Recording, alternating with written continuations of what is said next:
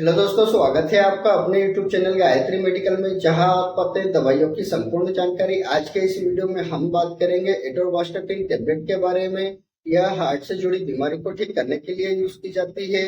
जानेंगे यह टेबलेट आपको मार्केट में किस नाम से मिल जाती है, इसके क्या क्या स्ट्रेंथ रहती है, इसे कौन कौन सी बीमारी में यूज किया जाता है, इसके क्या डोज रहते हैं और इस टेबलेट के क्या क्या साइड इफेक्ट हो सकते हैं और इसे लेते समय कौन कौन सी सावधानी रखनी होती है और इस टेबलेट के साथ कौन कौन से ड्रग इंटरेक्ट करते हैं, यानी कि इस टेबलेट के साथ कौन कौन से ड्रग नहीं ले सकते।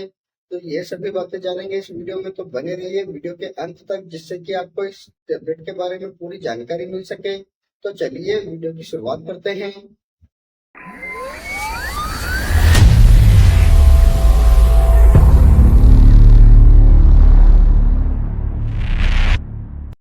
एटोरवास्टाटिन टेबलेट की बात करते हैं तो यह स्टेटिन क्लास की एक दवा है जो कि लिपिड लोअरिंग एजेंट है और यह कार्डियोवास्कुलर डिसीज यानी कि हार्ट से जुड़ी बीमारी को ठीक करने के लिए यूज की जाती है। अब बात कर लेते हैं ब्रांड नेम की। एटोरवास्टाटिन टेबलेट के ब्रांड नेम की बात करते हैं तो यह आपको मार्केट में बहुत सारे ब्रांड नेम से मिल जाती है, जैसे लिपिकाइड, लिपिटोर, लिपिवास, एटोरलिप।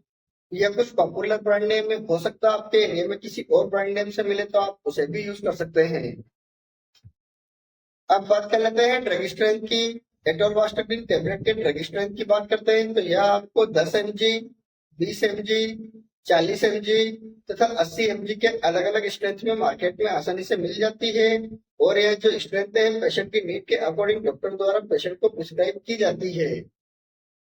अब बात कर लेते हैं यूज की। एटोरवास्टाटिन टेबलेट के यूज की बात करते हैं तो जैसा कि हम जानते हैं कि यह कार्डियोवास्कुलर डिसीज यानी कि हार्ट से जुड़ी बीमारी को ठीक करने के लिए यूज की जाती है। यदि किसी व्यक्ति को डिसलिपिडीमिया नाम की बीमारी हो जाती है तो इसमें व्यक्ति की जो आर्टरीज तथा वेन्स है उसमें फैट जमा हो जाता है और उसकी मोटाई कम हो जाती है, जिस कारण से व्यक्ति का जो ब्लड फ्लो है वो कम हो जाता है और हार्ट पर प्रेशर पड़ने लगता है। तो उस समय इस टेबलेट का यूज फैट को कम करने के लिए तथा ब्लड प्रेशर को नॉर्मल करने के लिए डॉक्टर द्वारा यह टेबलेट पेशेंट को प्रिस्क्राइब की जाती है। यदि किसी व्यक्ति को हार्ट अटैक या ब्लड प्रेशर से संबंधित कोई समस्या होती है तो उसको ठीक करने के लिए इस टेबलेट का यूज किया जाता है। साथ ही यदि किसी व्यक्ति की उम्र बढ़ने के कारण, स्मोकिंग के कारण, अल्कोहल लेने के कारण, ब्लड प्रेशर के कारण या किसी जेनेटिक बीमारी के कारण यदि किसी व्यक्ति को हार्ट से संबंधित कोई समस्या होती है तो उसको ठीक करने के लिए भी इस टेबलेट का यूज किया जाता है।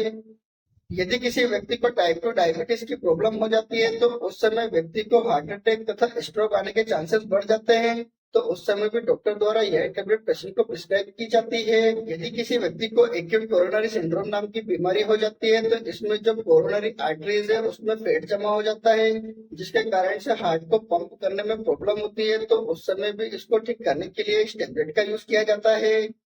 इस प्रकार इन सभी हार्ट की प्रॉब्लम को ठीक करने के लिए इस टेबलेट का यूज किया जाता है।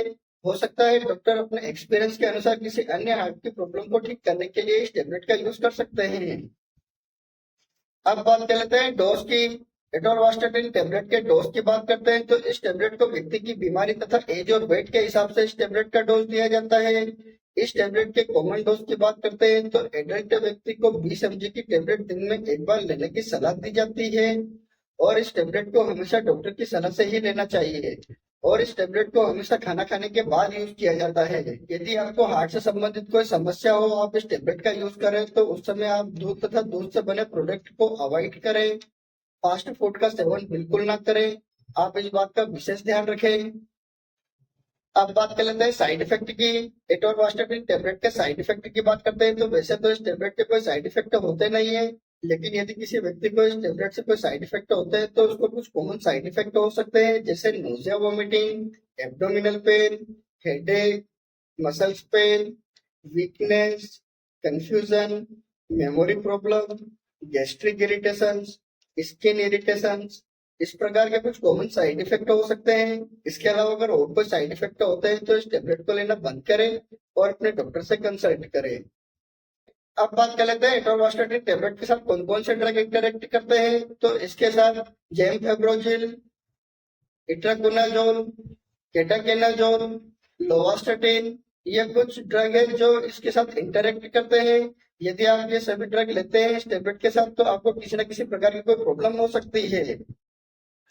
अब बात कर लेते हैं प्रिकॉशंस की। एटोरवास्टाटिन टेबलेट के प्रिकॉशंस की बात करते हैं तो यदि किसी व्यक्ति को इस टेबलेट से किसी भी प्रकार की कोई प्रॉब्लम होती है तो आप इस टेबलेट का दोबारा यूज न करें। यदि किसी व्यक्ति को लीवर किडनी से संबंधित कोई समस्या होती है तो उसे भी यह टेबलेट नहीं दी जाती है। यदि आप इस टेबलेट का यूज करते हैं तो उस समय आप अल्कोहल तथा स्मोकिंग का सेवन बिल्कुल ना करें। यदि कोई लेडीज प्रेग्नेंट है या ब्रेस्ट फीडिंग मदर है तो उस समय आप अपने डॉक्टर की सलाह से इस टेबलेट का यूज करें। यदि आप किसी भी प्रकार की कोई मेडिसिन का यूज करते हैं या आपको किसी भी प्रकार की कोई प्रॉब्लम हो तो आप अपने डॉक्टर को जरूर बताएं। आपसे एक रिक्वेस्ट करूंगा, आप अपनी मर्जी से किसी भी प्रकार की कोई मेडिसिन का यूज ना करें। आप अपने डॉक्टर या किसी फार्मासिस्ट की सलाह से ही मेडिसिन का यूज करें। उम्मीद करता हूँ कि आपको एटोरवास्टाटिन टेबलेट के बारे में पूरी जानकारी मिली होगी। अगर वीडियो अच्छा लगे तो लाइक करें, शेयर करें, सब्सक्राइब करें, जिससे कि और भी लोगों को जानकारी मिल सके। जय हिंद, जय भारत।